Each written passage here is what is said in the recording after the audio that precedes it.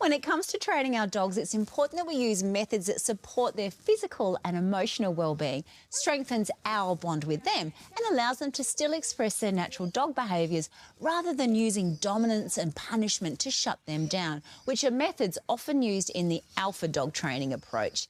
This might include staring or yelling at the dog, holding them down or forcing them onto their back into a roll, physical punishment, or exposing them to sudden loud sounds, sprays or pain when they display unwanted behaviours. This method of training is based on the outdated and inaccurate theory that dogs and wolves have a natural instinct to form a hierarchy within their pack by establishing themselves as the alpha or the dominant pack member using punishment or intimidation to control a situation. More often than not, you're punishing a dog that's trying to communicate how they're feeling. This method is often ineffective in the long term as it's not addressing those underlying reasons for the behaviour and usually results in a dog becoming fearful, anxious or even aggressive rather than a happy, healthy, well-adjusted dog who trusts their owner and is also able to communicate how they're feeling about a situation with safety.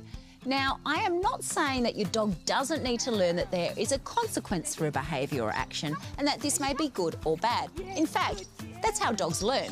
But positive reinforcement training is an effective and humane method of training backed by science and other research, the veterinary industry and animal welfare groups. It focuses on rewarding desirable behaviours and ignoring or redirecting rather than punishing those undesirable ones.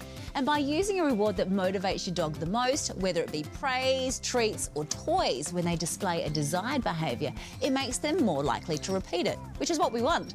By ignoring and not giving them what they want, which is actually a negative consequence to the dog, there's then little benefit for them to continue that action, especially if you can then redirect them to an alternative and more desirable behaviour and reward that.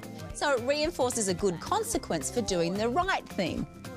If you have a new puppy or you need some dog training support, visit your local pet stock store or check out their website.